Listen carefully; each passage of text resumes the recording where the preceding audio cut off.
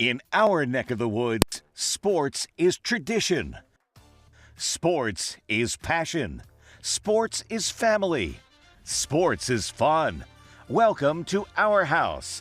This is Southeast Sports Plus Live with Simone and Gerhard Mathangani. Welcome in, everybody. Breaking news that we had yesterday on Southeast Sports Plus. John Mateer to have hand surgery today. The quarterback at Oklahoma, one of the leading Heisman candidates so far at the midway point, or really 5 weeks into the college football season, has been great for the Oklahoma Sooners and was injured in the first quarter of that game against Auburn. And, me and my Stanley Cup, going to move that over here as we open up the show, guys. Welcome, everybody. Southeast Sports Plus, Simone, Gerhard, Mathangani, Patrick Walsh joining you. A situation that Oklahoma does not want to see themselves in right now, Gerhard, and it's a really frustrating, I can only imagine, there for John Mateer. And it was a situation that, unless you saw something I didn't see, I mean, yeah, he struggled a little bit, but I thought that was just maybe, Auburn's pass defense was okay, and, maybe it was a little bit of both, but the guy's going to miss at least a month, and that's going to overlap, and including the Red River rivalry. The more details that come out about this, Simone, the more impressed I am about the way he played, because it wasn't like it was his offhand. It was his throwing hand, and his arm had a major contribution to Oklahoma's run. The game was overshadowed, obviously, by the missed calls and some of the things that the officials missed during the course of the game, but keep in mind he led that final drive with that touchdown run at the end. So it really stinks for Mateer. It stinks for Oklahoma because now they have to go to a young guy as the backup in Michael Hawkins Jr., who played a little bit last year for Jackson Arnold, who went out, but not necessarily because of injury, but he also, but Hawkins came in there because Arnold was struggling early on in the season. And then, ironically, in the Auburn game is when Hawkins ended up getting the start. And so now it's the other way around. So Hawkins comes in for Mateer. The kind of good and the bad thing about this for Oklahoma overall, number one, is that if Hawkins comes out and the offense does not look the same and they lose a couple of games, you go from riding high, undefeated on the season, you win your SEC opener to some question marks, and it looks like he will start the Texas game and some of the other really important games down the stretch here. I'm really interested to see what Ben Arbuckle and company do with him. Are they conservative? Do they go to Jaden Ott? Do they run the football a little bit more? Do they rely on their defense? Do they try to crunch games down? Or do they say, hey, let's just use Hawkins the same way that we used Mateer and put full confidence in him moving forward? I'm really interested to see that dynamic, because this is where coaching really shows when you lose your QB1. Yeah, this is where you earn your money. I mean, this is where you figure out how do you go, find plan B. And I do think that when you're in the SEC, when you need to go have a championship type season, I think that you have a plan B. You go into every single game knowing that it takes one play, one snap, any moment. You're going to lose your quarterback. I mean, the ball's in his hands every single play. The opportunity to possibly lose your quarterback is so great that you have to plan to not have him. So there's something that is the plan. There is something that they have. It's not like this isn't something that you don't discuss. You hope it never happens. But in the case of Oklahoma, that's what they're going to have to deal with. And so we will see how that looks like moving forward. I do think that what we talked about yesterday, being able to go into a bye week, play Kent State, then you have the unfortunate situation where you're playing that huge game against Texas, where,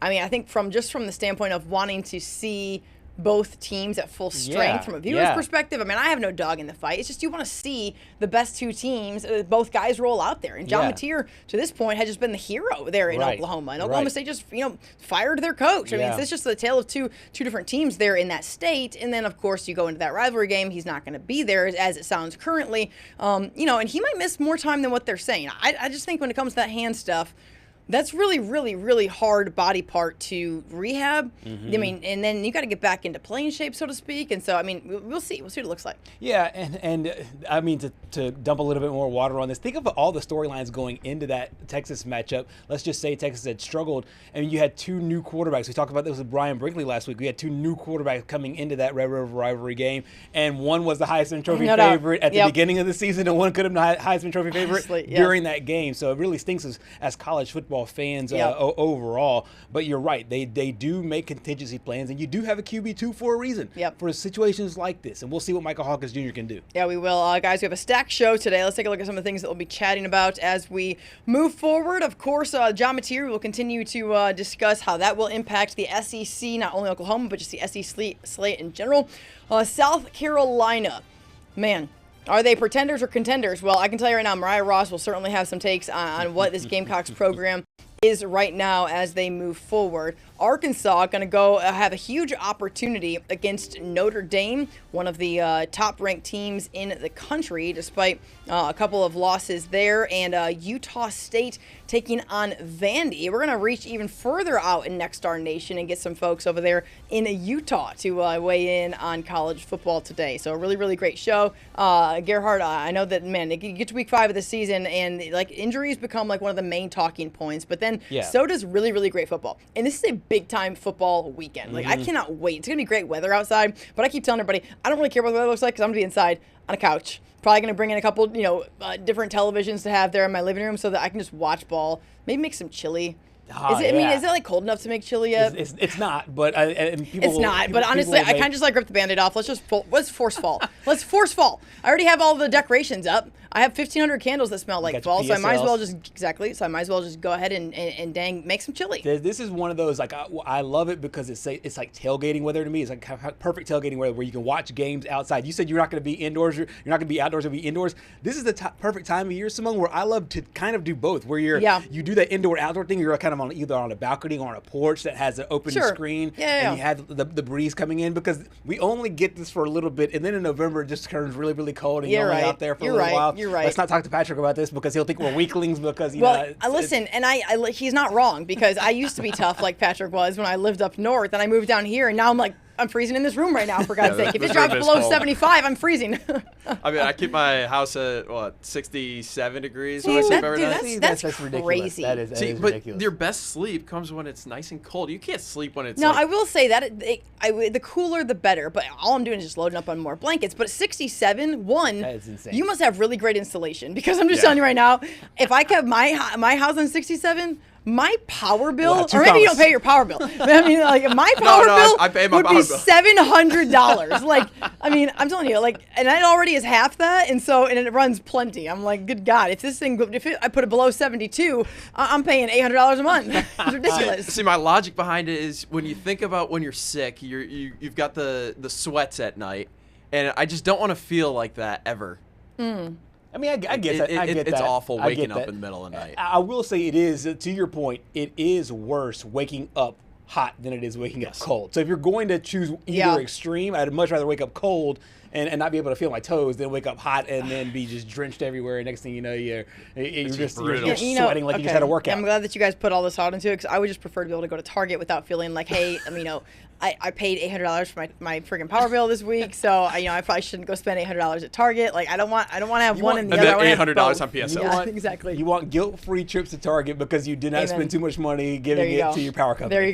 There you go, guys. Let's take a look at some of the guests that we have this week on this Hump Day edition of Southeast Sports Plus. Looking forward to these folks weighing in. Mariah Ross, as always. I cannot wait to chat with Mariah. Kevin Ryan's going to join us from St. Louis, talk all things Missouri and much more. Trey Dare from Fayetteville, the new guy in town over there in Fayetteville, going to weigh in on what is going on with Arkansas.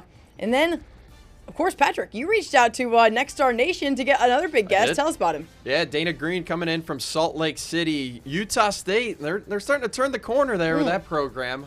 They won, I believe, 4 games all of last year, and now they've already won 3. Mascot? Yeah. The Aggies. Okay, great. Good to know.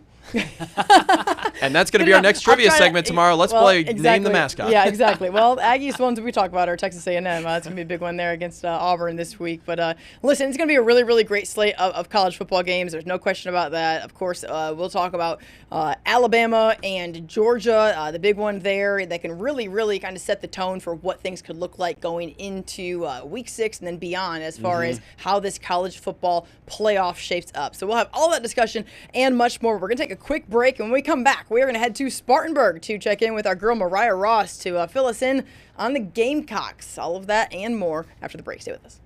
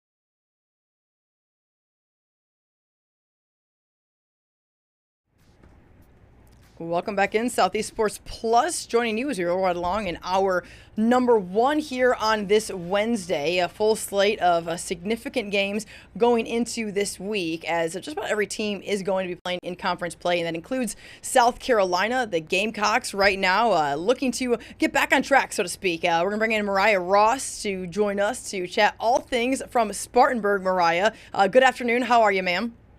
I'm doing great today. A little bit of a busy day getting ready for Friday night football, but it's always fun to take a break and talk about Saturday nights with you guys. Yep, no doubt. Mariah, we talk to you every single week, and we appreciate your time here on Southeast Sports Plus, as always. And it seemed like a couple weeks ago that this South Carolina team was a team that was riding high. They had plenty of momentum opening up the SEC slate, and then they drop the first 2 games to Vanderbilt and to Missouri. Now they're gearing up for a Kentucky team who is less than stellar and has been for a minute. What is the mindset of this program as it currently stands? That things have to be better. At this point, it is kind of the same thing we've been hearing over the last couple of weeks. The run game is really struggling.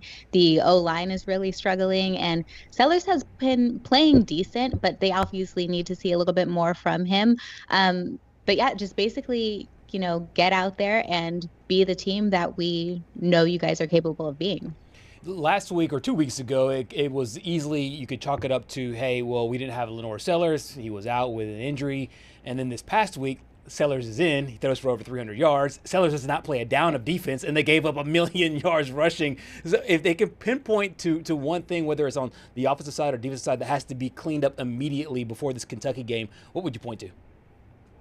Well, I think it's interesting, right? Because the first 2 weeks we saw the defense and the special teams really kind of take over the games. The offense has been struggling a little bit all season, but defense has never really been a big issue until these last 2 games. They're definitely having struggles just making tackles, wrapping up. So that's been a big emphasis in practice this week. But I would say that the offensive issues are a lot more glaring and a lot more obvious.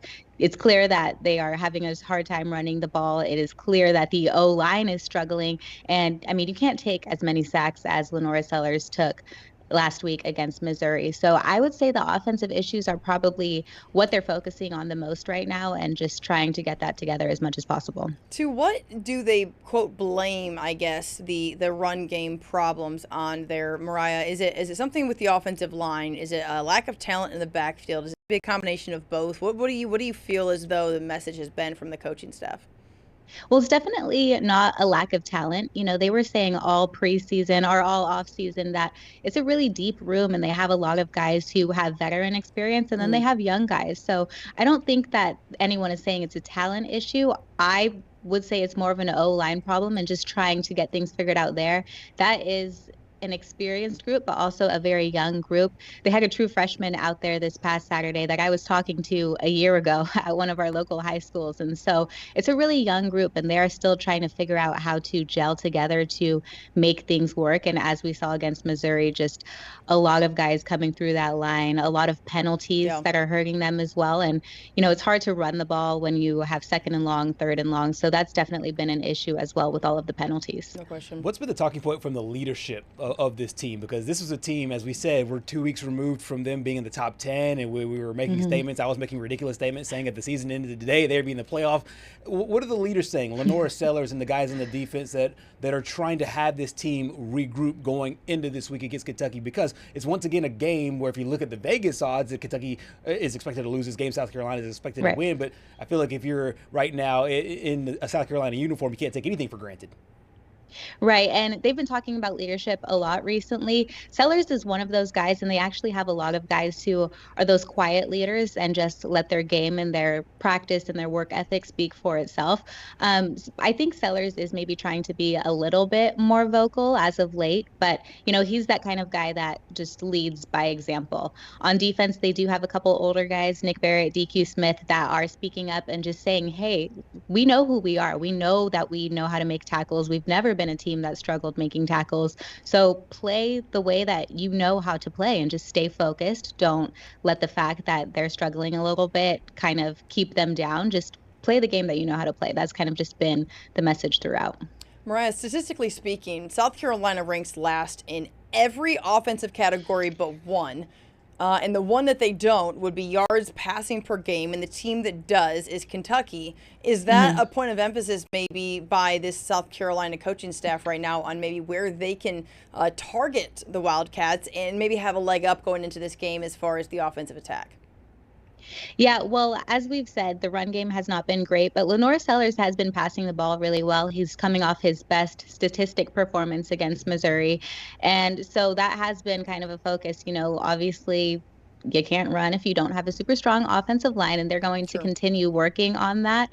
But yes, Sellers is absolutely airing it out, and that's something that they want to keep doing and something that they want to attack Kentucky on. You touched on the offensive line. Do you see any personnel shakeups going on there, or is it just keep the same starting five and let's just tweak the technique? What do you see there from a I guess a strategy standpoint going to Kentucky?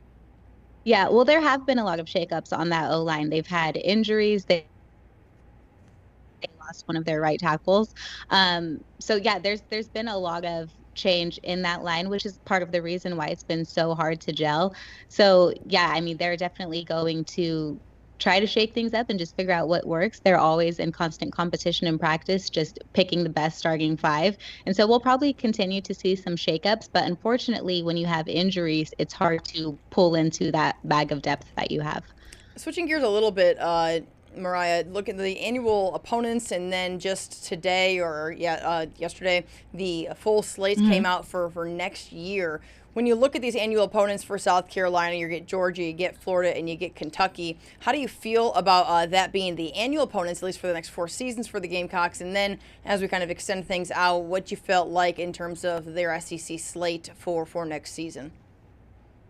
Yeah, well, Georgia's always a tough team to play. So that being one of your annual opponents for the next 4 years is going to, put some tough, be a little bit tough on the Gamecocks. No doubt. Florida, obviously this season not playing as well, but they are historically good. And Kentucky, maybe on the up and up. We don't really know what's going on with them. So that's probably one of the easier matchups. And I hate to say it, and I don't mean it offensively. Obviously, during Kentucky week. Yeah, right. I know, just don't jinx it. Everyone in the SEC is obviously tough to play, so it's going to be a difficult outlook for everybody. But yeah, seeing Georgia on that one, I was like, ooh, yeah. I don't know about that. I pulled up the that's the annual opponents. As for who else they get, so to speak, Mississippi State, Tennessee, Texas A&M, at Alabama, at Arkansas, at Oklahoma. I mean, at the end of the day, like you said, there's really no easy gimme week in the SEC at all. But man, there are some tough games in there. I mean, Texas, Texas A&M, I should say, at Alabama, at Oklahoma. State's hard to play at. I mean, dang, that's a kind of that's a hard deal there. It's a lot. And, last season, South Carolina made themselves one of those teams that people feared. And so they absolutely have to get back to that if they want those games not to just be wash-ups. They can't continue to play the way that they've been playing as of late. Yeah, let's take a listen to Shane Beamer. I know that he was asked about the 9-game schedule. Let's listen to what Coach had to say. So it's out. All right, Commissioner Sankey, Steve told me I can comment on it. If I get fined, fine him. About 3 years ago, when there was the talk of potentially having 3 permanent opponents that you were going to play each year, they told us who that would be. That was 2 or 3 years ago. And 2 or 3 years ago, it was Florida, Kentucky, and Georgia. So that aspect of it didn't change. I didn't have a conversation about it. When we had league meetings in Destin back in May, we didn't discuss that. When we had head coach meetings with the ADs in New Orleans back in February, we didn't discuss who they were. Jeremiah and our administration maybe did. I know they had an athletic directors meeting 1 or 2 weeks ago in person. That was maybe something they discussed, but nobody asked me for my opinion. They didn't ask me my opinion on 8 games or 9 games either. So I just coach the team, or try to, and whoever they tell us to, whenever they tell us to play them, we'll be there. Mariah, I found it really interesting. We talked about, Missouri and South Carolina and the SEC almost looking to wedge a rivalry in there that never really came about. And then what I found interesting is 2026, Missouri's nowhere to be found. So is the Mayor's Cup officially gone? I mean, I wouldn't say it's officially gone, but, I guess they are trying to kill that rivalry before it really gets going, right? Good stuff. Good stuff. Mariah, your take on, I mean, it seems as though Shane Beamer, if that was this week, he seems like he's in relatively decent spirits given where the team is at currently with 2 straight losses. Yeah, that was kind of my impression this week, too. Last week, he was a little bit more glum, not as smiley and out there as he usually is. But he walked into that press conference all smiles yesterday. They did have a bunch of kids there, and so I think he was maybe just trying to keep it light and happy for all of them. But yeah, it does give you the impression that maybe things are going better in practice. One of the things he actually mentioned about practice was with the penalties, what do you do to kind of remedy those issues? And he kind of brought up the definition of insanity. He said, we obviously can't be doing the same thing that we're doing. It's not working. So he alluded to some tweaks in practice and said he'll let us know if it works next week. So I'm looking forward to hopefully it working and then seeing what those tweaks that they made were. But yeah, he definitely came in a little bit lighter. So it gives you the impression that maybe things are going better in practice, but can't know for sure until Saturday. You know, Mariah, us being here in Alabama, we get the fine opportunity to be able to cover 2 sides of a rivalry. And how it typically shakes out in the Iron Bowl is that one team is bad and the other team is good. And in the last 15 years, that's been pretty straightforward on which one of those 2 teams has been which way, and then Auburn randomly will have a decent season. Both teams you cover right now are bad. Yeah, that's not fun. What's so for you day to day? It's like you go over to South Carolina. I mean, he's forcing a smile, and then Dabo's crying on the field. I mean, what's going on in Clemson, man? Yeah, I mean, that's still the big question. The same thing we asked last week. What is wrong with the Clemson Tigers? And in the last couple of games, you could maybe point to the offense, maybe say Cade Klubnik is not playing up to par. But last week against Syracuse, congratulations, Patrick. Thank you. I was waiting for that. Thank you. Yes, of course. I had to shout you out. Mariah keeps receipts, and I just love her for it, bro. I really do. Sorry, Mariah. Go ahead. Yeah, no, I mean, it was the defense against Syracuse. They could not get it together. And so it begs the question, is it a coaching thing? Is it an effort thing? Maybe the guys aren't playing up to the standards that they know they can play at. I mean, they had the best retention of any D1 program from last season. So just to see these guys who are super talented not play up to par, what is going on with Clemson? What is going on with Clemson? That's the big question. And we all know that 3 losses is not necessarily a death sentence, but it's not a death sentence for teams usually in the SEC and usually in the Big Ten. Do you think that this is with this 3rd loss, and their only 1 win was against Troy, and one could argue that probably Troy should have won that game anyway. Dabo was crying. Yeah. I think that says a lot. I think that says a lot. I think he knows that, this team is not playing the way that they should be, and the high expectations that they had beginning of the season are no longer there. So I would say at this point, probably for them, it is a death sentence. He talks a lot about getting compared to other teams who haven't won anything, and the reason that, or not getting compared to teams that haven't won anything, but just kind of being placed in the same bucket. And the reason that they're not placed in the same bucket is because they have won so many things. So you can't be Clemson and be 1-3 at this point in the season.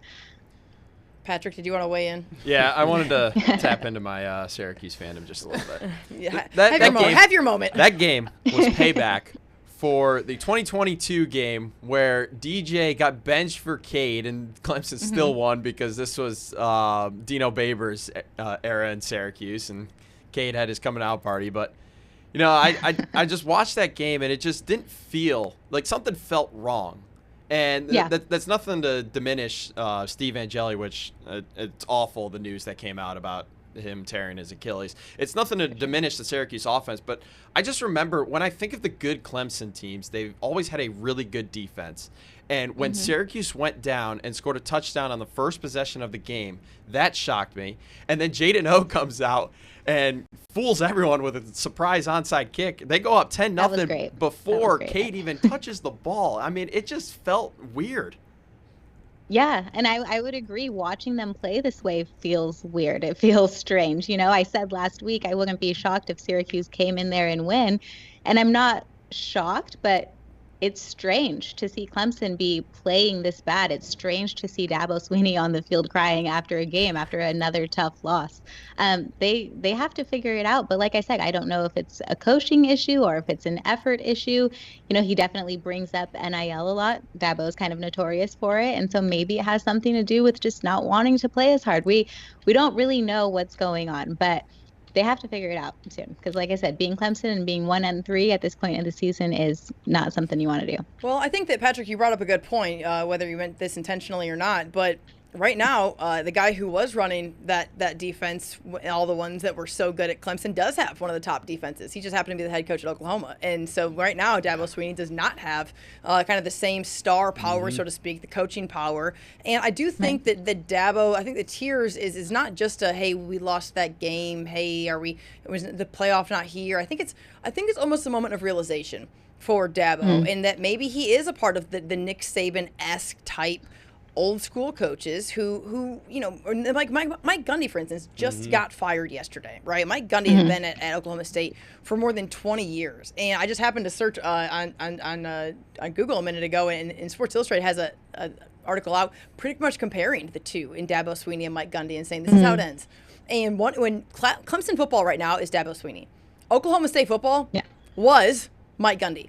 And when schools want to disassociate with what a program is, because they need to totally have a different trajectory in terms of recruiting and things like that, that is when schools start to move on from even guys who have done things like what Dabo has done there. You can't hang your hat on it anymore. Yeah. And it's not like I don't think he's trying to stay beyond his welcome. I just think that it doesn't matter. It's what have you done for me lately? And lately, they ain't won. Right. No, I think that's really fair. They do have in his contract, I am 90% sure on this, so don't quote me, no one come for me, but if he is fired without cause, I believe they have to pay him $60 million.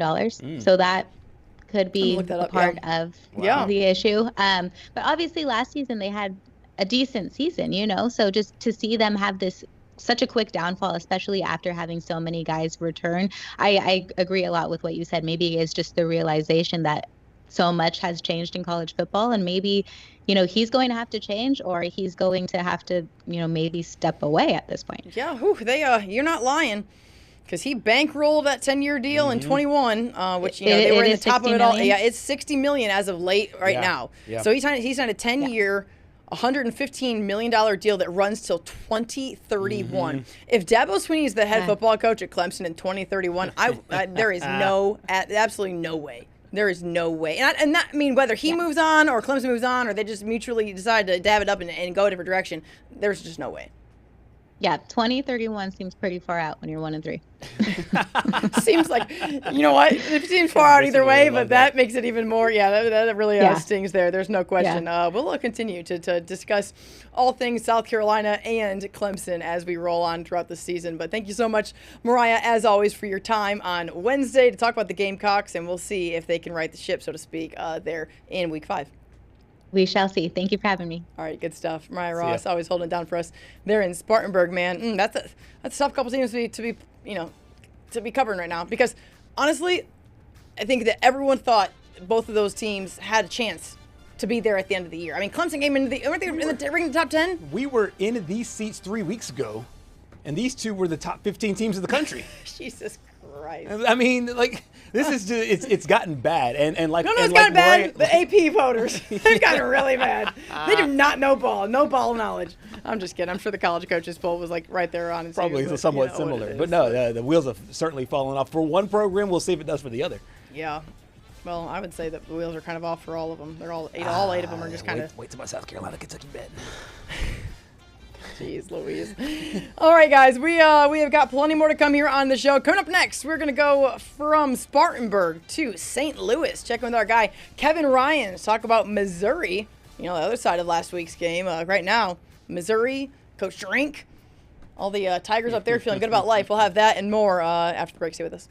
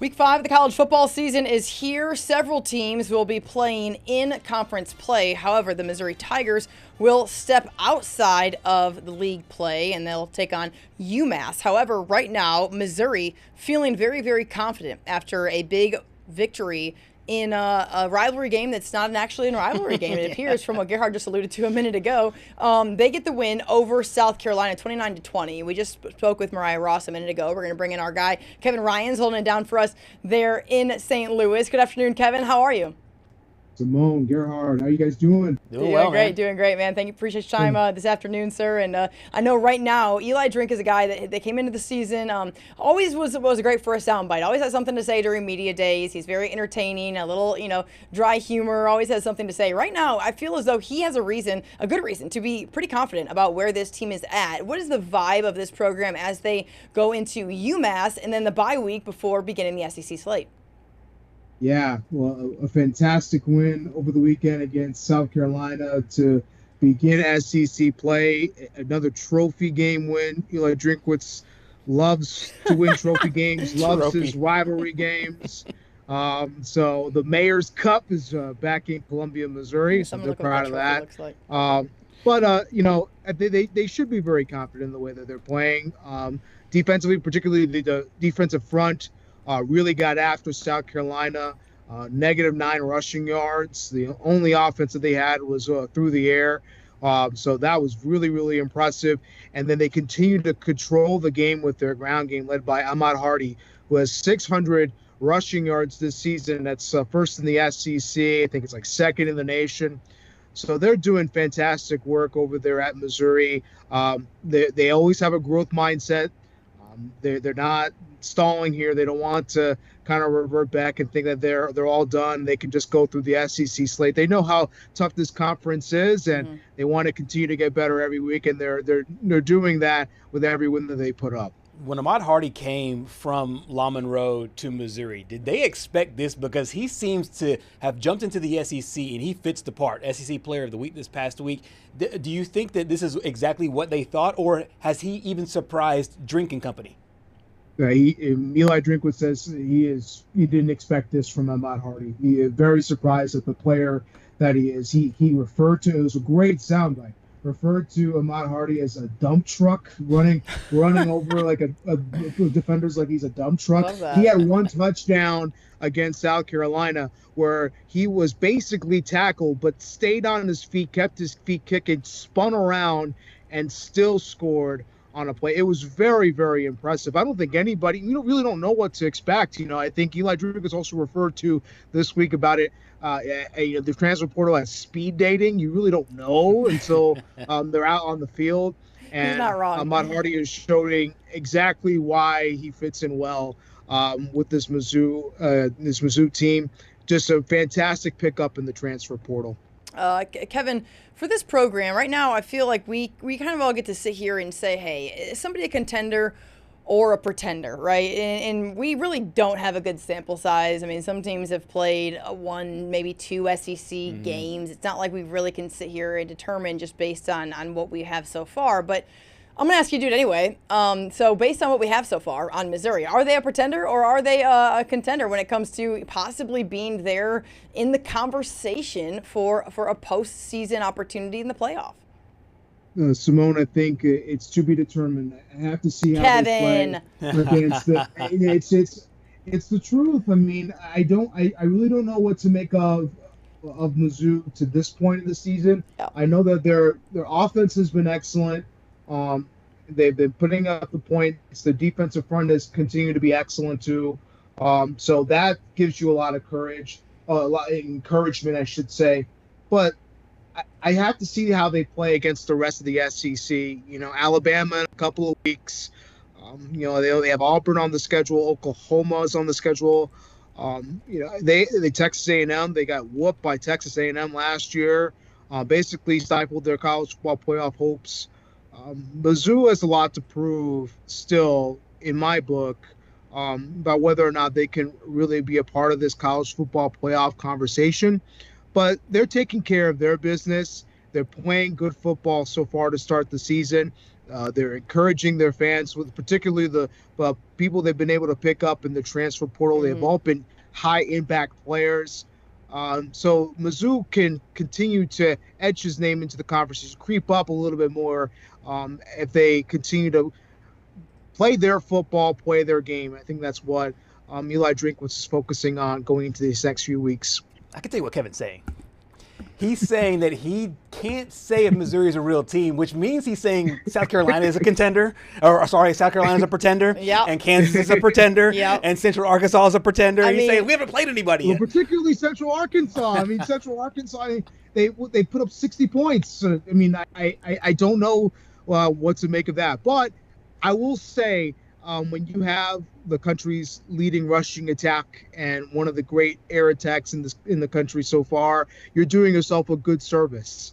And I think they can continue to creep up by continuing to play their football, continuing to grow. They certainly have all the momentum on their side for sure.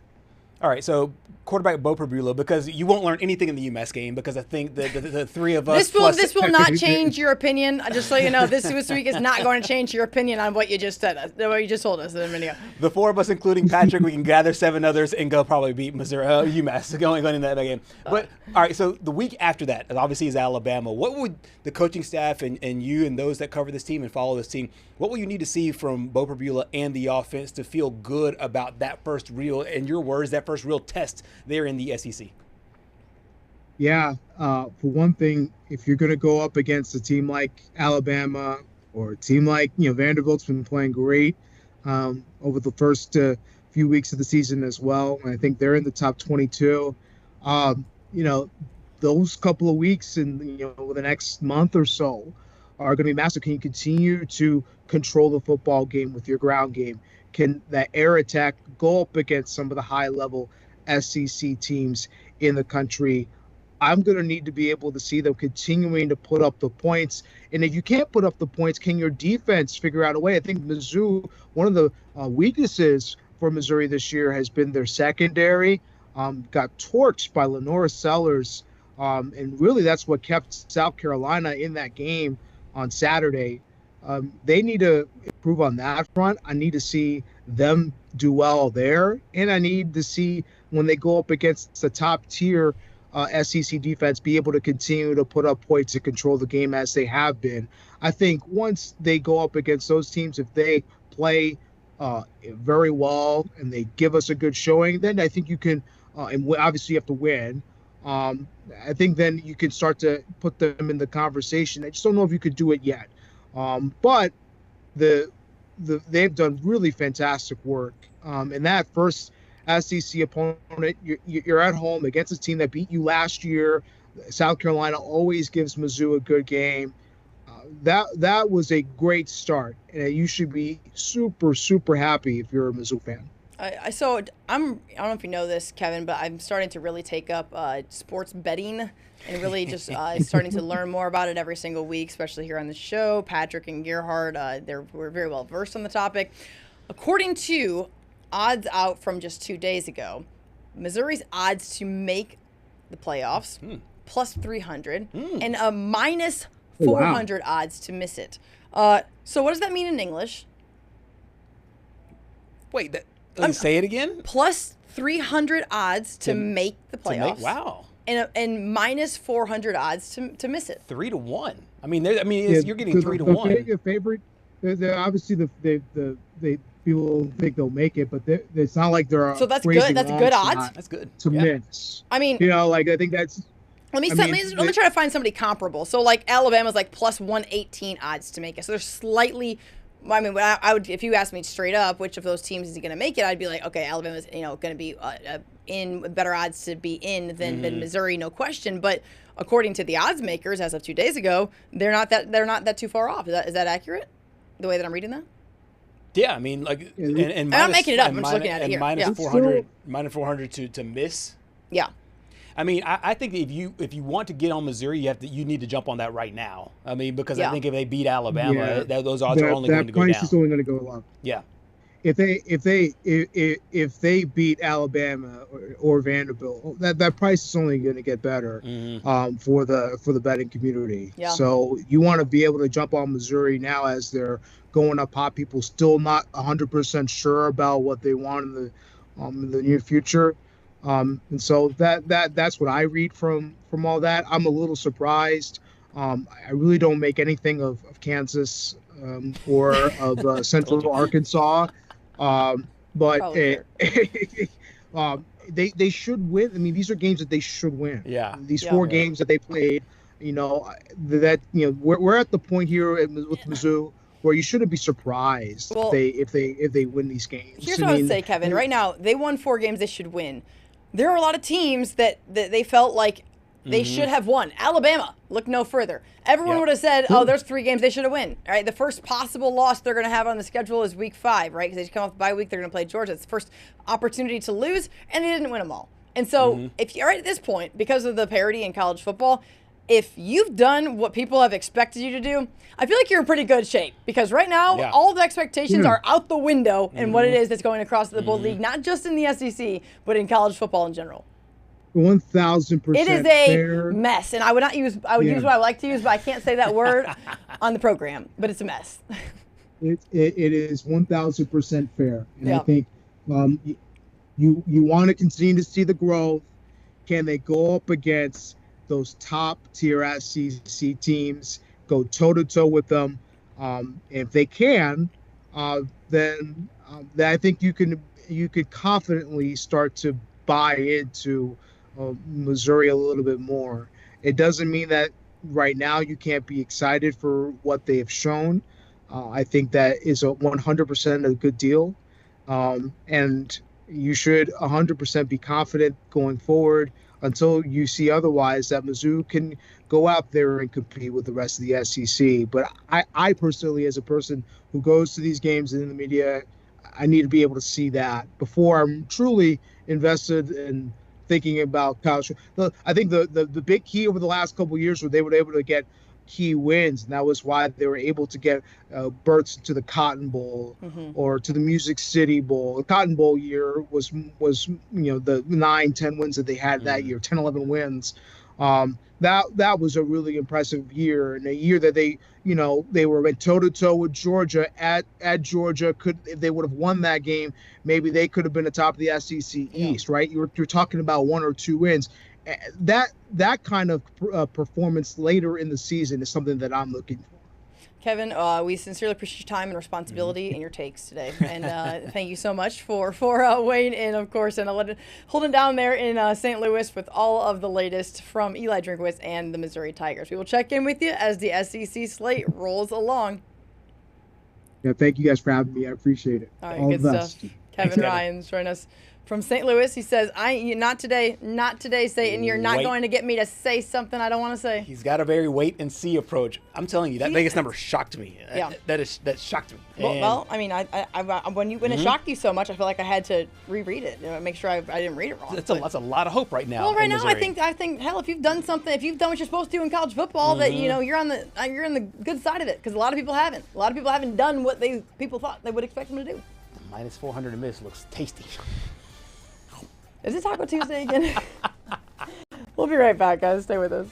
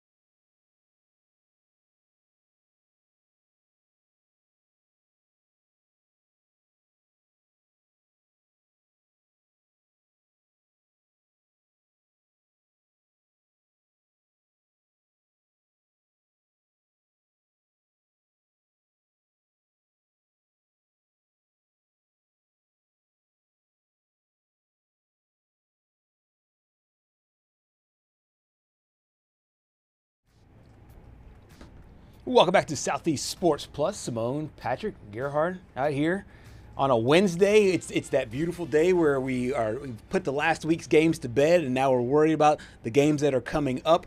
We've seen a lot of gamesmanship between coaches as far as who they announce will play and will not play, and sometimes we think that they know and they really don't know. We saw some quarterback exchanges and mismatches in South Carolina when they put in their backup quarterback. Ole Miss has already decided here on a Wednesday. So now their opponent going into this week, LSU, they know who they're going to play against, and it is Trinidad Chambliss. I think it's really interesting because I thought Lane would do the thing where he doesn't say anything till game time to make Brian Kelly play that's usually how he is. Right. Yeah. And I almost from Lane, if he's going to get ahead of the curve or ahead of the news, so to speak, I feel like that's coming from a place of someone's not going to own this before I do. Not really hey, I want to make this known for the team or for the guys or anything like that. He's like, no one's going to break this. I'm going to be the one that puts this out there. I'm controlling this. Well, he's got to be feeling that big baller energy right now after Landry. Well, listen, right now he's like, hey, you know what? Here's he's trying to play chess while his daughter's playing checkers, and we'll see which one of those actually plays out in the field. And Chambliss has been really, really solid. 67% completion percentage, 700 yards, 4 touchdowns. So he's been really, really good replacing Austin Simmons. But going back to Lane Kiffin, there's a documentary, like a mini documentary coming out on him tonight. Is it tonight? I know it's tonight. Really, it's really like the soon. life behind Lane Kiffin. I wonder if all on this. What? I on wonder if all Netflix? this. It's on SEC Network. And look, by the trailer, I saw a short trailer and I saw an extended trailer. It looks really, really well done. Okay, really, I thought really yesterday that his daughter posting about what weeks was a play on gaining followers on social media, and now it absolutely is. I didn't realize they were doing an entire episode on his life or whatever this is. Yeah, it's basically it's documenting his rebuild. So from the time that he was a young coach before, then he had the alcohol issues, the Saban rehab, and then now what he's doing things like yoga, and they go with him. They take a camera crew to the yoga class with him. So I'll show you this documentary. I love that type of storytelling. I'll show you the trailer during the break. But no, it looks really, really good. Yeah, that was definitely a play for more social media followers. 800. Just looking at it, that's just my opinion. 800 followers. Yeah. Just. Listen. Start adding more. Probably already started creeping up. Quarterback's definitely one of the hot topics in college football, but also in the SEC right now. Of course, guys, we learned yesterday during the show that John Mateer, who was one of the leading Heisman candidates after the win over Auburn, is having surgery today, hand surgery, his throwing hand, an injury that he suffered in the first quarter of that win over Auburn. I was listening to several different shows, podcast things, and it's easy to play it after the fact and say, hey, he didn't look like 100%. But there was nothing glaring. It's not like everyone looked at it and said, oh, he's playing injured. Right. That's the thing. It just seemed like the entire game was wonky to begin with. Both defenses are Oklahoma's defense is obviously extremely stout. Auburn is still kind of wait and see game there a little bit. I certainly think that this John Mateer situation, and we're going to have takes later, and mine, does involve Oklahoma. I don't know about you two, but mine does too. Mine does too. Oh, look at us. You know what? I'll change one. We're all so sorry, guys. Change all of us just sit here in an echo chamber. We all just say the same things. But it'd be different if we didn't see each other's. Wait, I didn't look at y'all's. I haven't seen it. I didn't look at y'all's either. Yeah. Well, mine says that I made mine Oklahoma. first, so mine pretty much is saying that Oklahoma's going to struggle. What's your say? Oklahoma is toast. Oh, I think mine says Oklahoma's done, bro. But last week I tried to say it eloquently. Last week I had welcome to the Heisman House Mateer, and that has now gone up in smoke. How things literally, and guys, that is life in college football. That is certainly life in this league because it is day to day. Everybody's day to day. We're day to day on this show, guys. We're hour to hour. We're about to go to the next hour. We have plenty to come, including stepping away from college football to go to the Plains as a new football, Lord Almighty, as a new basketball coach was introduced. Same last name, a really, really meaningful press conference. We'll have part of that coming up in about 3 minutes. Stay with us. Southeast Sports Plus continues in just a moment.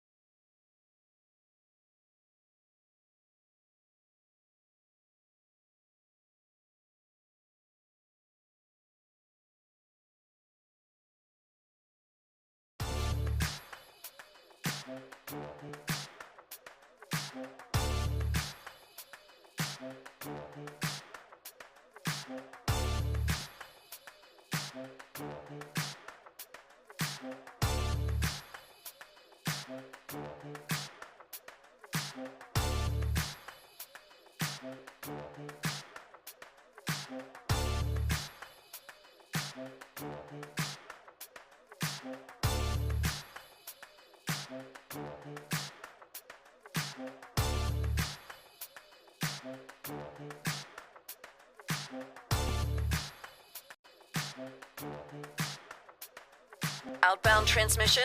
Affirmative. Crew ready? Check. Signal lock? Check. Downstream stations online? Linked and locked. Let's light this candle. Flame on. In 3, 2, roll show open. In our neck of the woods, sports is tradition. Sports is passion. Sports is family. Sports is fun. Welcome to our house. This is Southeast Sports Plus Live with Simone and Gerhard Mathangani. Hour number 2 on this Wednesday, and we're tipping things off with the latest news from the Auburn Tigers basketball program as Stephen Pearl officially introduced as the new head basketball coach of the Auburn Tigers, the 22nd in school history. The 21st was his dad, Bruce Pearl, who has had the winningest coaching record of anyone there at Auburn. Yep. 2 Final Fours. The resume speaks for itself. During that time, Gerhard, he had his son, Stephen Pearl, as the assistant coach or associate head coach, different roles he's had, but he's been a part of college basketball for a long time, and Stephen Pearl officially takes over the position today. It's a weird and interesting situation because there's not a lot of times that you would say somebody who is taking over as a head coach for the first time ever and taking a part of the #1 program last year. They just set a school program mark with 32 wins a year ago.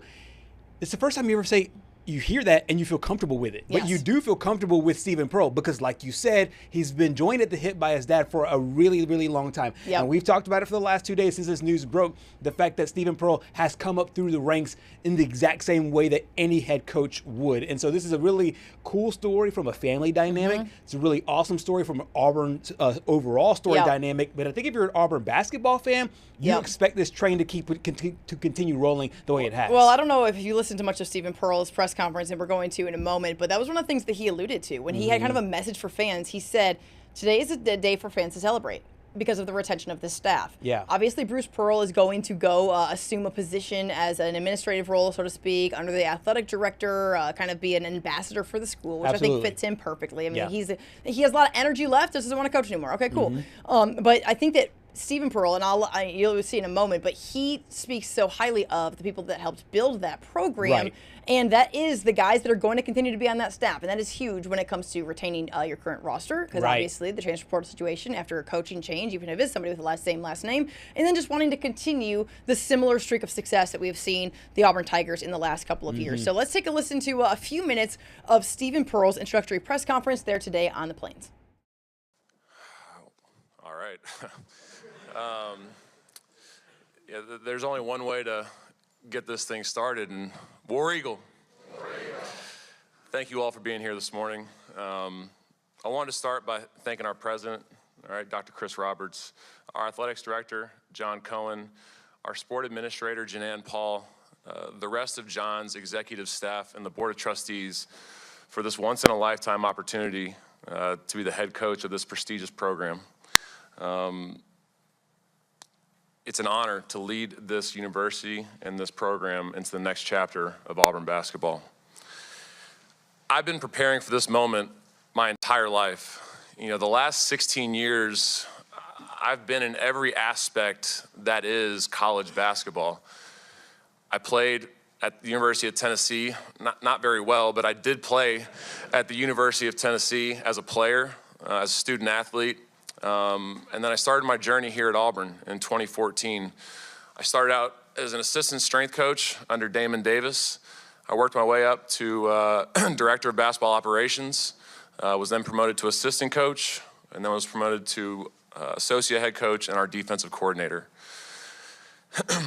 That journey has shaped how I lead, how I listen, and how I build. It's given me a front row seat to the principles of what have made this program so successful, and that perspective, I plan to carry them forward with purpose. Listen, I fully understand the weight of this opportunity. I embrace it with gratitude, humility, and resolve. I know it comes with a tremendous amount of responsibility, okay? It's a different level of expectation, and it's a gold standard that Bruce Pearl has brought to this fine institution and this fine basketball program. It's given me a front row seat, okay, and it's given me the perspective I need to carry them forward. I will go to work every single day with the focus and the determination to reward you all for allowing me the opportunity of a lifetime to lead this program. I am here to rise to the moment. There's going to be a lot of thank yous, all right? So bear with me, because I would not be sitting here if it weren't for so many people in and out of this room. I want to start by thanking my wife, Brittany. It takes a special woman to be a head coach's wife, to just be a coach's wife. It does take an even more special woman to be my wife. Thank you for making my life so easy. Thank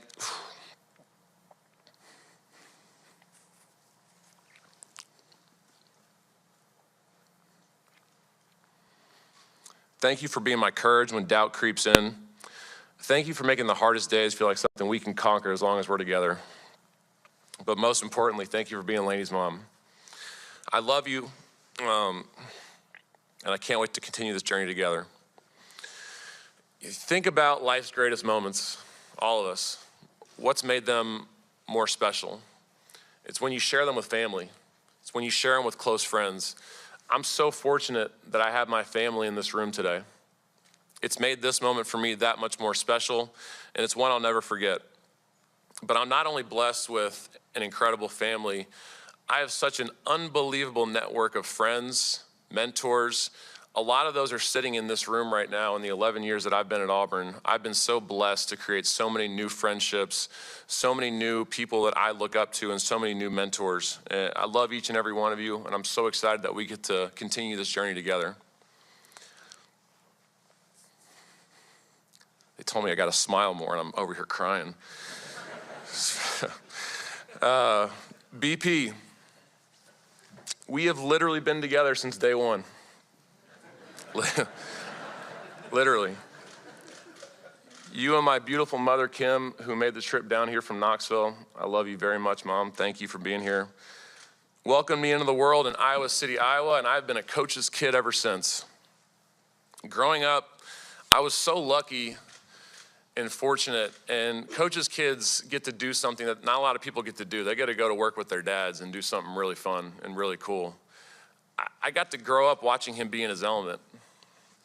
I got to grow up in Evansville, Indiana, when he was at the University of Southern Indiana, and I would go to Pack Arena with him, and I would watch him with his shirt off, which I should have known that this was going to be a trend moving forward, lifting with the players in the weight room, out bench pressing a lot of his guys. You know, I watched his daily interactions with fans and treating them as if they were family. I watched him take and make phone calls almost daily to just complete strangers, cancer patients, just offering them encouragement and trying to give them another reason to fight, or people just going through any sort of hardship just to love on him a little bit. I watched him be involved in every aspect of his program, no matter how small the detail or how small the impact. I remember when we were at Milwaukee, very early in his tenure there, we left the Clochy Center. We went over to the student cafeteria, and I had no idea what we were doing. I'm like, all right, maybe we're going to have lunch. We walk in the building, and this lunatic gets up on a lunch table and starts screaming at the students, encouraging them to come to the Clochy Center to watch a basketball game. And obviously, famously at Tennessee, when he showed up with his shirt off and his chest painted for Coach Summit and the Lady Vols. I saw Coach Vickers here. Don't get any ideas, brother. That That ain't happening. At the time, I thought this was normal. I thought this is what every head coach did. I thought it was the norm. I thought it was the standard. But quickly after getting into this profession, I realized something really quickly. It's what has made him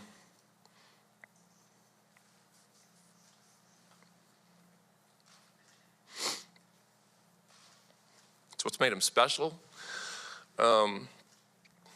It's what's made him unique. And like John said, it's what's made him a Hall of Famer. It's made you one of the best basketball coaches in the history of this game. The 5 years I played for you, the 11 years I've been under your wing have been some of the best years of my life. We've won 367 games together, 18 of those being in the NCAA tournament. We've won 7 SEC championships, and we've been to 2 Final Fours together. I can put a number on those accomplishments, but I can't begin to quantify what I've learned from you to prepare me for this moment.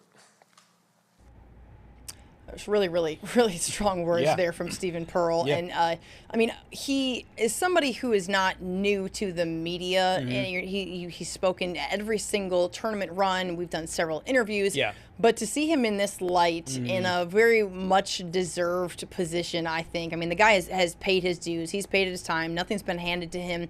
And then to kind of pay it back by thanking his dad and talking about his wife. I mean, that to me, it was very touching, very, very well done. And what a really, really special day there on the Plains. We in the media, and every now and again, will, when it comes to these introductory press conferences, we do this silly thing, in my opinion, that is like win the press conference. You win the press conference. Yeah. And typically what it is, it's a really bad team you're taking over. You're trying to win over a fan base to make it right.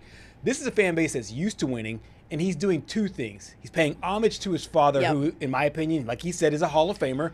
And at the second time, too, he's also letting the Auburn fans know, hey, we're still doing this. And I'm going to say he knocked this thing out of the park, because it's so special, because he is getting not only to take over for a great coach, just like we saw in Alabama, but he's doing it with a special touch, because it is his father that he's taking over for. And there's a lot of those same, he obviously is clearing those lines of distinction of like, hey, there's going to be a lot of the same things that my dad had, but he's one of one, and don't expect me to do everything the way he did it. Yeah, and I love that. He was very reassuring. If we could play the entire press conference, and one of the things that he said in there was, like I mentioned a minute ago, is like this is a day for Auburn fans to celebrate, retaining the staff. That a lot of the things in terms of the winning tradition, he feels strongly is going to remain. And I think one of the biggest things that I took away was a huge emphasis on gratitude. It was like, I think he feels like he has earned the right to be in that chair, while also making it known that he's really grateful to be in that chair too. He doesn't take lightly the responsibility that comes with taking over a program that's been to the Final Four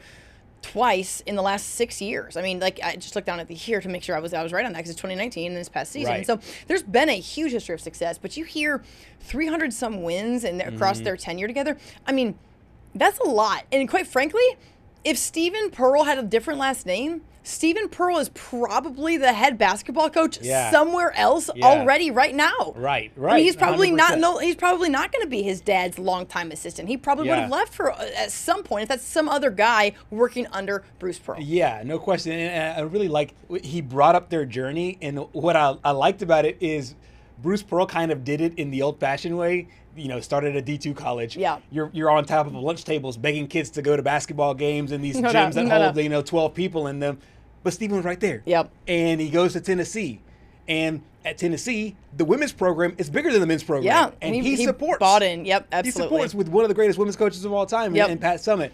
So it just feels like every step of the way, he's done it. He's been there. It's an unorthodox journey, but I think he deserves that seat just as much as he does. Yeah, Gerhard, yesterday you alluded to some of the guys that have played under Stephen Pearl, that have developed under Stephen Pearl. He was the defensive coordinator, so to speak. I think in basketball, I didn't really think about it like that, because it's just a game that is so fluid. But we're going to find out really, really quickly kind of what Auburn basketball looks like under Stephen Pearl. I don't think it's going to look much different. However, when you're in the chair, you got to make the calls. You have to decide when to take time out. You got to decide, how you're going to defend a guy. You have to do the game prep and all of that. Obviously, he's watched that for a long time, and he probably had a huge hand, even bigger than what we can even discuss. No question. How big of a hand he had in that. At the end of the day, Bruce Pearl commanded something out of players that it's going to take just some time, because right now you have guys who are freshmen to seniors that played under your dad and played under you.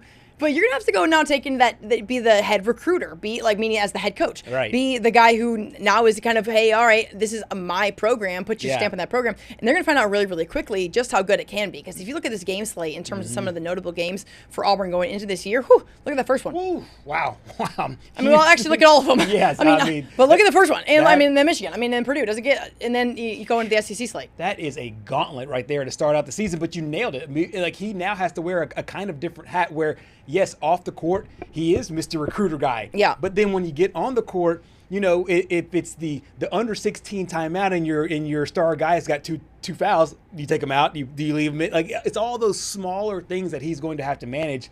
It's going to be really, really interesting to see how he does that from now going from the assistant coach's role to the head coach's role. Yeah, I mean, honestly, it's like no different than the three of us sitting at this table. We all have a different role. Yep. And when one of us isn't here and I'm trying to be Patrick, well, we've seen how that goes. I mean, it's certainly something. And when y'all try to be me, well, throw in the towel. I'm just kidding. But the point remains, when you have to go we all see each other do it all day, and we mesh together so well, and it's a fun show to do. And that coaching staff, you know, they meshed together. They knew who was going to be doing what, how to game prep what, who watches this. I mean, playing college basketball, you sit there and you know who is sitting there talking about the scout, who is handling the people inside. And men's basketball is slightly different, but the roles change, the dynamics change. I mean, is it going to be perfect right off the bat? Probably not. No, probably not. But the thing is about college basketball, it's super forgiving. Like, you can lose 10 games and still make the conference tournament. And once you're in the field of 68, it's win 6 games or win 7 games. So it is more forgiving. So it's not as much of a microscope on each and every game. But I do think that they will take this challenge kind of head on as you move forward. Yeah, and I mean, when you look at some of the coaching turnover, guys like Roy Williams stepping down, Jim Boeheim stepping down. The first year hasn't been great, and when you look at Syracuse, Red Autry, he hasn't really had a great start to his tenure at all. It's hard to do, But I think it helps in Auburn's case that Stephen is a Pearl. Oh, yeah. So he knows exactly what Bruce wants. He knows exactly how he ran the program. And I mean, it's a little different when you hire an assistant that isn't your son. They may know the program, but they're not your son. Yeah. So there's that added benefit in it. Yeah, like Stephen Pearl said, I've been with you since day one, literally. So, and he has. He balanced the funny and the just gratefulness and also the determination of what this job is going to be really, really nicely. Right, absolutely. And I think for a lot of people who will just.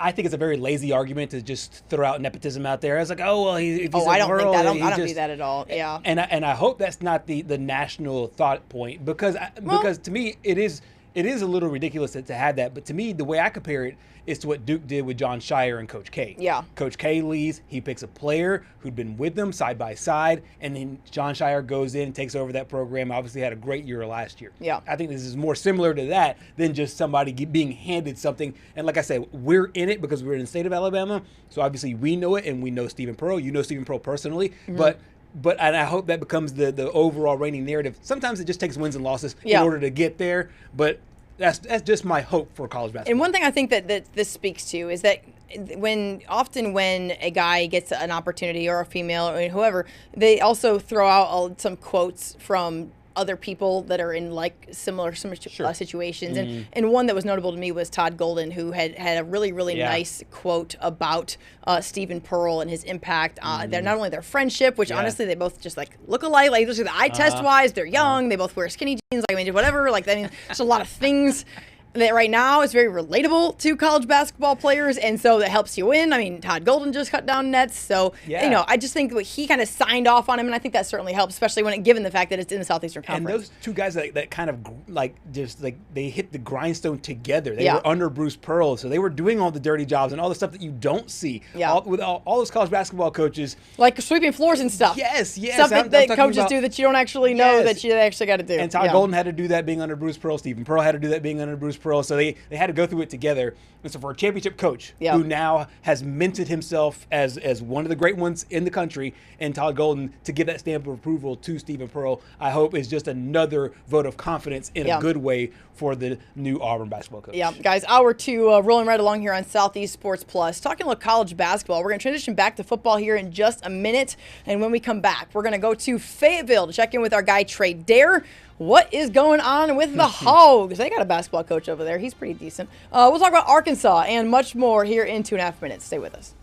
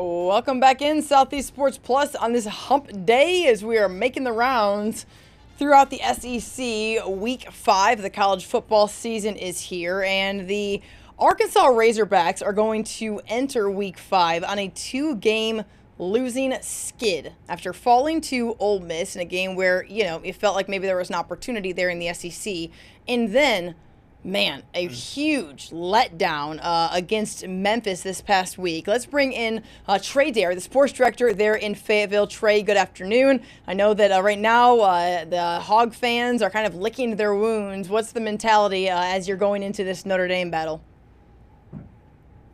It's very different than it was a week ago going into the Memphis game. Coming out of the Ole Miss game, yeah, sure, it was heartbreak, but there was like some optimism. Like, hey, maybe we are going to have a football season. They had that game. They were competitive. There's a lot of respect for Lane Kiffin. Maybe Trinidad Chambliss is like a star in the making kind of thing. So people were like optimistic, like, all right, let's go take care of Memphis, get to 3-1, and then we got one of the biggest games in recent memory against Notre Dame.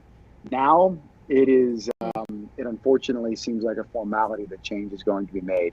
It's just a matter of what that change is. Is it going to be a coordinator thing with Travis Williams, a defensive coordinator?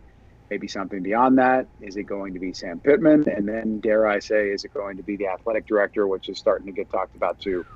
I'm not saying any of that. But I think you're crazy to think if this team's going to go 3-9, 4-8, if they're not going to have a Seems chance. like a really good year to take over as a sports director in Fayetteville, though. Yeah, and we're understaffed right now, and it's like trying to the whole drinking out of the fire hose thing is a. I just thought you were going to say the whole drinking thing, and I was going to be like, relatable. I heard the cut from this E60 documentary with Lane Kiffin, like, the dude gave up drinking. It was like, probably a good thing as a college football coach to not let yourself, succumb to the vice that is the pain of leaving. Since you opened the door, let's just walk through it. You said that there obviously will be some changes made here with this program. Coming off the heels of what the AD just said a week ago about how this team is not necessarily equipped to compete for national championships, I did not think that it meant you're not equipped to beat Memphis at home and give up nearly 300 yards rushing. How has all this landed on with the fan base that loves football, that's really passionate about football, and some of the ways that they want to see this team move, not only right now in 2025 but moving forward? Yeah, I think it's apathetic, and you're almost kind of resigned to the fact that it is what it is, and change is being made, right? Well, I mean, of course, change is being made. The football coach is 32 and 33. I don't care what program you are. Yeah. All due respect, because they got it rolling right now. I don't care if it's Vanderbilt or Northwestern or Indiana before this flash in the pan got there 13 games ago, or whoever. Kurt Signetti, put some respect on it. I know. Hey, he's a Pittsburgh guy. I grew up in Pittsburgh. I really wanted to be the coach of Pitt, but ain't no shot. Like, what is if some of these primo jobs like Alabama or Florida or Michigan, if they come open, it's like, what are they going to pay? Yeah. Kurt Signetti. But anyways, what a winner. But I digress. I mean, change is going to have to be made, and it's weird. Like the Yurachek comments were truthful, right? Like that is what it is. What are we getting here? Arkansas can't. So why was the dude buried? Well, it's kind of like, whenever your wife or your husband or whoever says, hey, how do I look in this? In your mind, like, not great, but you can't say that. Hunter Yurachek did that. He told his wife she doesn't look great. That's what you're doing to the fan base. And really my big picture here, and this kind of applies to pro sports, but I think it applies even more to college sports. The board of directors or the big money boosters or the president or the AD or even the football coach, like, they want to believe that the football program belongs to them. But that's BS. It doesn't belong to them. It belongs to the people. Yeah. And you have graduates and you have, lesser known boosters and people who are part of the company, or part of the community, and have been going to these games all their life. And the team belongs to them. And if they're investing their team, their time, and their money in tickets and in fundraising and all that stuff, they don't want to hear that we can't compete. They want to see change. So, yeah, fine. Arkansas may not have the money to fire a football coach, to fire an AD, but they're going to have to, because the people are outraged. And if people grow more and more outraged, there will be change. So that's what I was just about to ask, because I'm literally Googling it as we talk. Arkansas's got money. Or people in the state of Arkansas got money. People, there's enough companies that have money. I mean, what's the holdup? Like, what's the weight here? Because I said it looks like his buyout would be, about $10 million. It drops to about $7 million if Arkansas wins 4 games or fewer. So it's just waiting and seeing. Do you think he makes it to the end of the year? Do you think he's going to be a guy who is a mid-year fire, or do they go somewhere else? First, I want to make this very clear. Sam Pittman is an awesome guy. He is without question. Without question. As it gets. Unfortunately, though, it's kind of not working. 7-19 in 1-score games. That seems to be a coaching thing. And you look at the game, you're like, well, hey, they're in position. Missed tackles or whatever. Well, they're there, they're competing, but they can't finish games. Well, eventually that does fall back on the coach. And another thing, it was, they were really turned away at the altar. They thought they had Lane Kiffin. The job was offered to Lane Kiffin in late 2019, early 2020, whatever it would have been. And Lane wanted the job, and him and Jimmy Sexton, they leveraged the situation and they went to the best situation for them. And look where Ole Miss is. Yeah. I want to say they're 49-18 since he got there. Ole Miss, big revelation here, guys. We forget it. We live in a reactionary culture. That is not a good program. Traditionally, they're not on the level of Arkansas, which perennially Arkansas, through the Bobby Petrino years, was an 8-9 win kind of program under Frank Broyles and under Ken Hatfield and under Houston Nutt, certainly, and then even Petrino for a brief time. So this is a good program. The money thing is a big question. As far as I understand, I think Arkansas is the second poorest state in the SEC, behind only Mississippi. But, hey, Ole Miss has found the money. Kiffin had 10 wins 3 of the last 5 years, I believe. The state or the program. Let's be honest. I mean, we can sit here and list the states and who's got more money and who doesn't, but there are programs that can be as wealthy as they want to be if they want to be. Yeah, you can find the money, and that's the athletic director's job to find the money. Yeah. How they go about doing that, I don't know. But anybody that says it's not about the money, they're kidding themselves. The program has to find the money. Whether that's the athletic director, whether that's getting a better football coach in here. And Ole Miss is a great example. They have found the money through the collectives, through the boosters, through their alumni base, all that stuff, and they've turned a corner. So in the modern era here, you have to embrace all that college football is. And whenever people say, like, well, I don't like the direction the sport's going, all that stuff, you know what that is? That's an excuse. And that's a big old red flag. Yeah. But if they're going to fire an athletic director and or football coach during the season, I'm sure there's an example, but off the top of my head, when has that ever worked out? I think Mike Shula was the coach before Saban at Alabama. I do think he was fired like in early November or something. So maybe that's one of them. But usually it seems like when you fire a coach in the middle of the season, you don't really have a plan. You're just doing it to kind of call off the dogs that are your fan base. And that may happen to Arkansas. I don't think they want to fire Sam Pittman, but if they're going to get off to like a 2-7 start, 2-5 start, whatever, I don't think they're going to have a choice. I think they're going to have to move on. Now, and I agree with you. I think a lot of times, especially now with our accelerated calendar, we're seeing it at Virginia Tech and we're seeing it at Oklahoma State, seeing it at UCLA. You're almost wanting to get out ahead of the possible vacancies. And it seems like Arkansas's program, let's just say, let's live in a hypothetical world for 15 seconds. Let's say those 4 programs are the major programs that need coaches. To me, Arkansas would be the most attractive on paper. Why weren't those guys fired in December? Why are we fired in September? A month into the football season?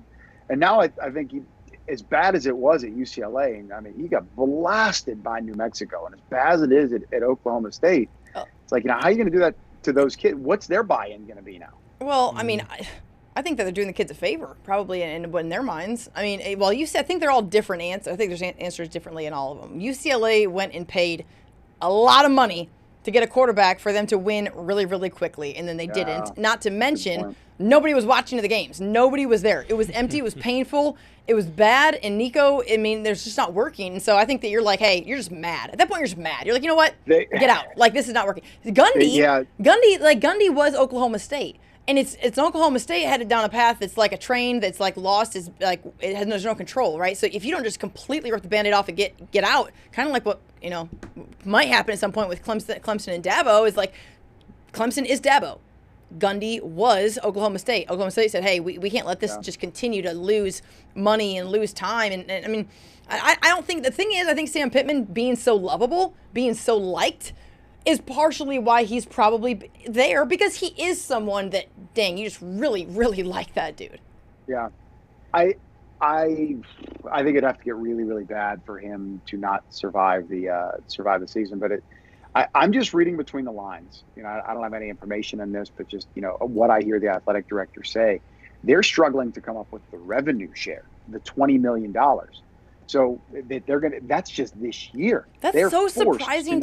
Is that surprising to you? I mean, I understand that there are like. Yes, because I think it's, to me, any university that's crying poor about the revenue share and we can't pay the kids and all that crap, baloney. As a power four, yeah. You've had free labor all these years. Figure it out. Right. I don't care that you have staffers that have inflated salaries or whatever it is, or what's Texas A&M doing firing Jimbo Fisher for $75 million. Or these other schools, $30 million buyout. Did they fire the guy who got him in there too? Because that was idiotic to begin with. So. Well, and hey, there is no better fundraiser than firing a head football coach. Honestly, I would love to be a fired head football coach. I can just hang out, the time. But bang. You know, me too. These people Sign are me way up. too prideful. Are you kidding me? Josh McDaniels got fired by the Raiders. $40 million left on his contract, and he's back as a coordinator with the Patriots. By the way, we're all doing it wrong because none of our contracts have any guaranteed money, guys. Unless you guys all have the one that I don't have. I got a 5-year. As far as I understand, it's a 5-year contract. But as far as I really understand it, to them, it's like 5 1-year contracts. Yeah, exactly. That's exactly right. Side, Yeah. The other side. But anyway, so if they're going to move on from the head coach, it's going to be really expensive. So you got to come up with $20 million in revenue share. They never had to account for it to begin with. Sam Pittman, let's say his buyout's going to fall somewhere $6-7 million. There's another. You're wiping out his entire staff. There's another $5 million. So, we're counting the revenue share cut there. We're up to $30 million. Well, what's the new head coach going to want? And are you going to do it right? Or are you going to hire another mid-major coach that's an up-and-comer? And then maybe you got Chad Morris or, to a lesser extent, Sam Pittman kind of all over again. To me, it's time for a change. Find the money. Find the money. So you're paying a coach $10 million. You're paying his staff probably about half that, maybe even a little bit more.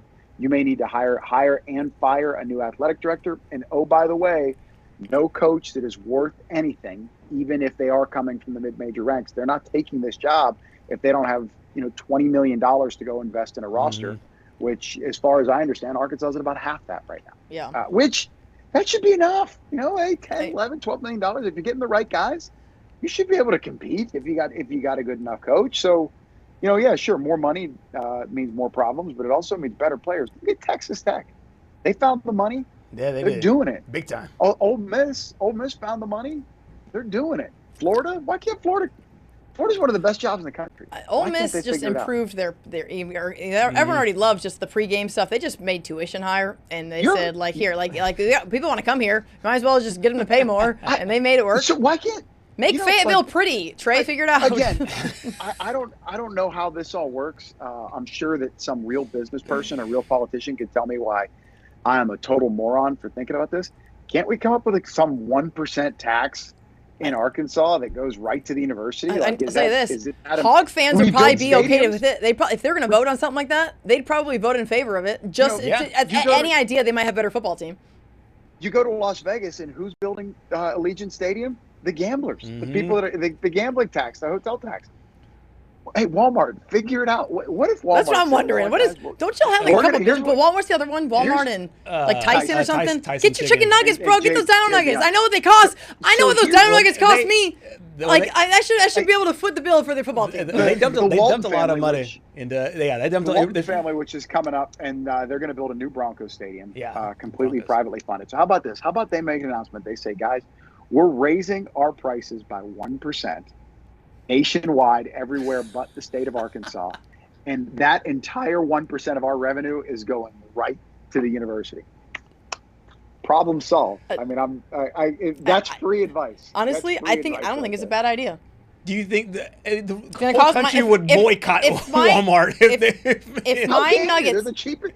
So Amazon. Oh, we're talking about Tyson or talking about Walmart? Oh, you're talking about Walmart. Oh, we're talking about Walmart? Either no. Or. I mean, listen, Walmart doesn't need to be raising prices. They're already way better than Target, man. When you're trying to get that out of hand, all I'm saying is I would be willing to pay more for Dino Nuggets if it meant Arkansas had a competitive football team. That's all I'm saying. One penny on every dollar. You'll take it just so Tyron Green can have some receivers to throw to going into the season. It's a bummer. I mean, all due respect to Memphis, it's probably going to win.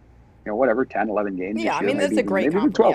Yeah. Who knows? But where are they at in the SEC? 12? Did Arkansas just lose to the 12th best team? 13th, 14th? That's who Arkansas lost to? Yeah. So, where are you at? And if Arkansas has money problems, I don't know the guy's name, but apparently the FedEx owner is a massive booster at Memphis. Yeah, he is. Trey's out here trying to literally fundraise for this program right now. Make it work, guys. Trey, looking ahead, just for Arkansas, as we try to just reel this in somehow, because this conversation has gotten way too good to talk about actual football.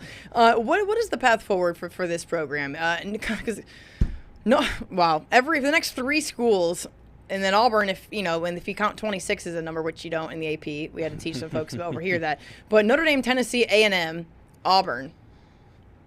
I mean, it's a tough stretch here. Yeah, I love to follow the gambling lines. And this Notre Dame line is moving. I think it's down to 5 points. So it's probably going to be good. Can you imagine if they fumble another ball in the red zone and lose the game this weekend? I know what will happen. I know what will happen at the hometown. My dad, he's a season ticket holder for Notre Dame, and I can tell you how he'll be feeling if that happens. It will not be good. It will not be a good situation there at the Eli household for the Irish. Yeah, they're so close to being 4-0, but the reality is they're 2-2. They have the talent. They can win this game. My biggest concern is in the climate of college football, and we are through 4 games, so for the most part, and I think this is by design. Pittman, a lot of other coaches, they want 4th-year seniors, they want 5th-year seniors. They don't want this we have an extra year eligibility and we're disappointing right now, so we're sitting out the rest of the year, and I'm going to go get my big payday next year. Well, I think on purpose. I do not think that is a coincidence. They have targeted a lot of 4th and 5th-year players, so maybe what they lack in talent, they're getting in a little bit more security, things like that. So I don't really expect the team to quit, but I sensed the disappointment. I felt the optimism almost coming out of the Ole Miss game. You feel the disappointment. And another thing, this fan base is out for blood. Yeah. They're frustrated. Yeah. They're very frustrated. This is not the last year. This is not the last 2 years. This is not the last 4 years. This has really gone back to probably about 2016, 2017, towards the end of the Bielema era. So we're approaching here a decade of you've just been kind of middling. Yeah. I don't think they've had a winning record in the SEC in any of those years. They've had 1 9-win season. It was in 2021, and that was under Sam Pittman. So what I mean by the fan base being out for blood, I think they are showing up on Saturday, and they are prepared to boo. Yeah. They bought their tickets. It's going to be sold out. They want to see a good game. They want Arkansas to win. They want to see the golden helmet. Here come the Irish, the fight song, all that stuff. They want to really, really enjoy. Yeah, there you go. They want to enjoy the day. If they're down 14-0 at the end of the first quarter, you're going to hear that sound of a jet engine. It's going right down to the field. And all that negative energy is going to be going right on to the players and the coach. And it'll be interesting to see how they respond to it. But with Taylor Green, with where Bobby Petrino is, offensively, they the fewest points they've scored this year is 31. Yeah, that's a good point. They've had 31 points this past week, 35 the week before, over 500 yards of offense each of the last 2 weeks, and lost both games. Yeah. Now, all that said, this past week they beat themselves. Taylor Green threw an interception in the red zone, had another one near midfield. Obviously, the fumble inside the 10-yard line. I don't care if you have 600 yards of offense. You have 3 turnovers, you lose turnover battle. That's hard to overcome. Yeah. Trey Dare joining us from Fayetteville, sports director there. We appreciate your time, sir, and definitely going to revisit this topic sometime next week about this time to see. Is there some hope? Is there something favorable for the Hog fans? Can they get it done against Notre Dame? We'll find out this weekend, sir. Thank you. Appreciate you, and we'll see you next week. One play at a time, one moment at a time. If they find a way to get it done, Sam Pittman's going to buy himself a whole lot of time and buy himself some good equity. So what's top of mind right now, they got to find a way to win. No doubt. Appreciate it, sir. And we're talking about the cabinets here next week or the week after. Listen, we're going to go check out our guy Dana Green in Utah, and if not, trust me, all I wanted to hear was about the home renovations because that conversation is going to be sidelined, but only for a week because I want to know all about the move and how things are going there with the kitchen renovations. So, and we already have pictures. I mean, we need to see what's going on and how much you're helping out. You got it. Appreciate it. Trey Dare, join us from Fayetteville. Guys, take a quick break. When we come back, we're going to check in with our guy, Dana Green, joining us from Utah. Man, I got a lot of questions. I got a lot of questions about Utah, and they have nothing to do with football. So we'll have that in 2.5 minutes. Stay with us.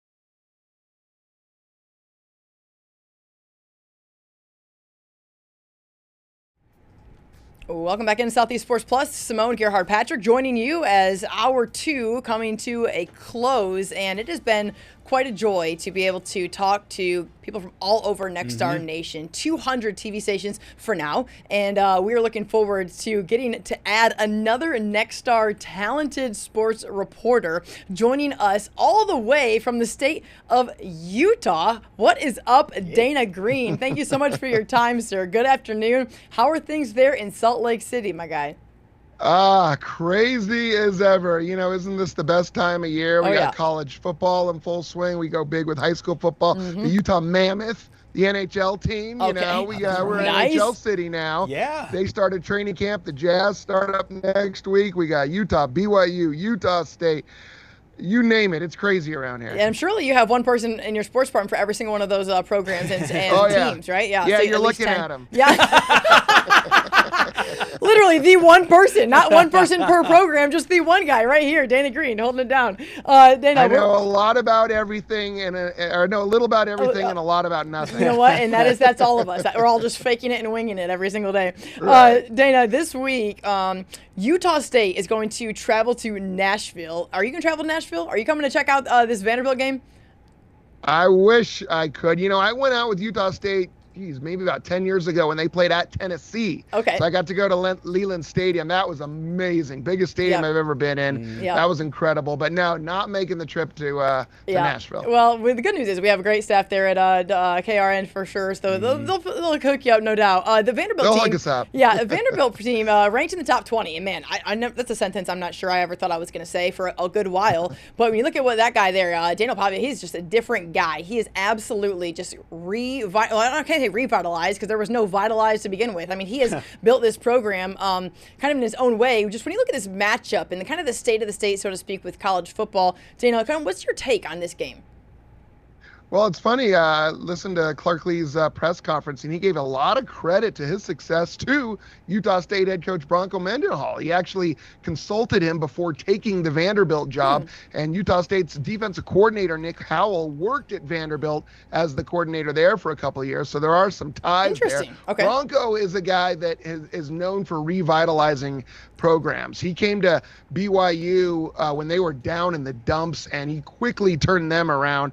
They went 10, 11, 11, 10 wins, all back to back to back. I mean, he won 99 games in his 10 years there, and then goes off to Virginia, which kind of shocked a lot of people. But they were down in the dumps, turned them around. They got to a bowl game. He goes to New Mexico. They pull off their first win over a ranked team in like 21 years or something, and then basically comes out of retirement to take this Utah State job, and they're 3-1, and they're off to a really good start. And they've already played an SEC team in Texas A&M, as you see on the graphic there. And you know, I watched that game. They didn't get blown out. They didn't get embarrassed. It was a 22-point game. Yeah, the outcome was never in doubt. But Broncos teams will always play hard. And when you have a senior quarterback like Bryson Barnes, and I can talk about him a little bit later if you want, but he's the guy who's always going to keep you in games. So Vanderbilt's going to win. I mean, 95%. I don't think it would be a major upset if Utah State. I'm just saying drinking the Jacob Pavia Kool-Aid over here. It's not impossible, but I think Utah State will put up a fight.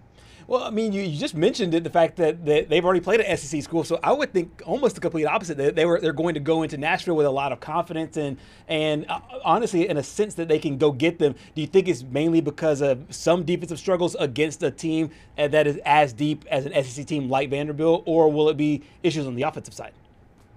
Well, I think they're going to put up some points, and Bryson Barnes is second in the entire nation in total touchdowns. He's thrown for 9. He's run for 6. He is a true dual threat guy, not like a run-pass option guy. He's not an RPO guy. They have designed runs for him. He's tough as nails. And remember, this guy was a starting quarterback at the University of Utah in the Pac-12. He was the backup going in, but had to start a lot of games. So he's got a lot of big game experience. He is not going to be intimidated by going to an SEC place. He's played all over the country, played in the Rose Bowl. I mean, he was the starting quarterback in the Rose Bowl for the Utes a couple years ago. And against Texas A&M, I mean, he piled up the stats against Air Force, McNeese, and UTEP.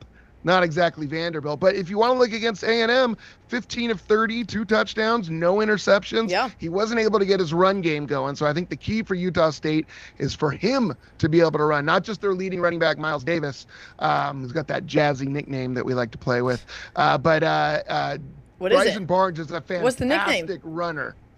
Well, he's Miles Davis, the old the jazz trumpeter. Yeah, there you go, jazz player. Clearly, I just needed to know that. Like, that's me. Come that's on, Gerhard, you got to educate that's Simone on jazz. Listen, there's a lot. Come on. If we had to list the amount of things that Gerhard's trying to get me to be interested in, I mean, jazz music would be like number 700. Betting is number 1. Sports betting. Knowing anything about a line. Baby steps, Dana. Baby steps over here. Listen, but I'll tell you, that's right, Gerhard. But I tell you. The guy to keep an eye on is Bryson Barnes. Here's a little known fact. He grew up as a pig farmer in Milford, Utah. He has worked on the farm as a kid. I don't know what's tougher. That's not just a little high school job. He worked on a farm. His family had a farm. He is tough as nails. He doesn't get intimidated by anything. He's got some weapons to throw to. You can knock him down. He always gets back up. He's just a really tough guy, great kid. And he's a senior. He's played against some of the best teams in the country. So, like I said, he's not going to be intimidated. Dana, we're going to take about a 30-second break. Bring you right back. We got to get this in really quick and continue to break down this matchup between Vanderbilt and the Utah State Aggies. Stay right here.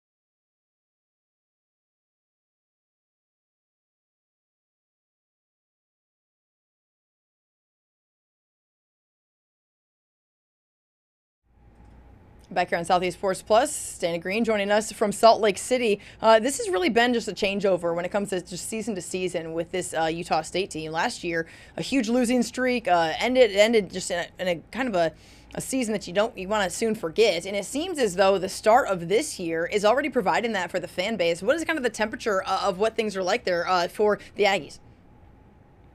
Well, I'll tell you what, this team had a lot of success under Matt Wells a few years ago. He went on to go coach at Texas Tech. Didn't last too long there. And then they brought in Blake Anderson from Arkansas State, and he quickly found success. His first year here, they won the Mountain West title. They were better than Boise State, better than San Diego State. They were the Mountain West champions, went to the LA Bowl, so they had immediate success. And then right before last season, Blake Anderson gets fired. And a lot of controversy around the program. The allegations were that he failed to report a sexual assault made by one of his players in a timely manner. A lot of controversy. He sued the university. The university let him go. There was an interim assistant athletic director or deputy got let go as well. So this is happening in August. I mean, this is literally weeks before the season. So they had to elevate the defensive coordinator to head coach. And last year was a nightmare. They were in chaos from the very beginning. It was not a good situation. They kind of went back and forth with a couple of quarterbacks as well. So last year, Nate Dreiling was the interim head coach. I feel sorry for him because he just started as the defensive coordinator. He was ready to lead the defense. And then all of a sudden, you're the head coach. And then, you're fired. And he's out. So Bronco Mendenhall, as we mentioned, comes on in, and he's really tried to clean up this program. One of his main objectives, he always talks about, I'm not worried about results. I want to bring in the right kids. He wants to reestablish this program, bring that connection back to the Cache Valley. Logan is a very tight-knit community up there. They love their Aggies. That's kind of all they have up there. And they really embrace this program. The stadium holds about 26,000. So there's a lot of optimism with this team now after this 3-1 start. But look, they've beaten who they're supposed to beat. They beat UTEP, they beat McNeese, and they beat Air Force, who's always kind of a tough team to play against. So they've done what they're supposed to do. Now, are they ready for a shocker and a signature win like this week against Vanderbilt? It would be a shocker. Yeah. It's like the touchdown's like 21. 21 point favor, yeah. Yeah. Yeah, and Bronco has said, he didn't make the schedule. He just came this year. He said he would not schedule 2 SEC teams in the future. He even admitted this was character kind of a building, mistake. Dana. Like just we need to tell Bronco, coach, this is good character building. It is, and it doesn't affect their pursuit of the Mountain West title, and that's their goal, is to at least contend for it. And Boise's down a little bit this year. Yeah. San Diego State isn't great, so it's up for grabs. And if Utah State, they stay healthy, they're going to make a run at it. Yeah, I was going to ask really quick, Dana, how will this game just kind of, and A&M loss, just maybe help them when they get into the nitty-gritty of the conference schedule?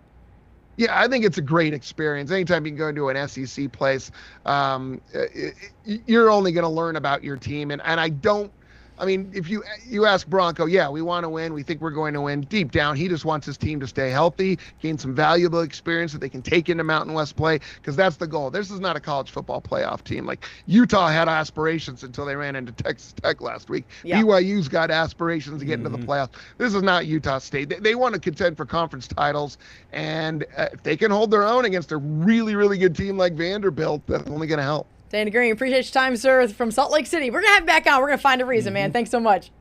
Let's do it. All right, good stuff, man. Love the input. Didn't get a chance to ask him about the Utah-West Virginia game, because we've got to close out the show, but I would love to just get his take just for Patrick's sake over there. The WVU going to take another L or what? Yep, they're going to take another L. I already know it. Well, no faith. You know what? Doesn't have to ask Dana, because Patrick thinks it's over. It's over for the It's Mountaineers. over. It's over. So's the show. We'll see you tomorrow, 2 to 4.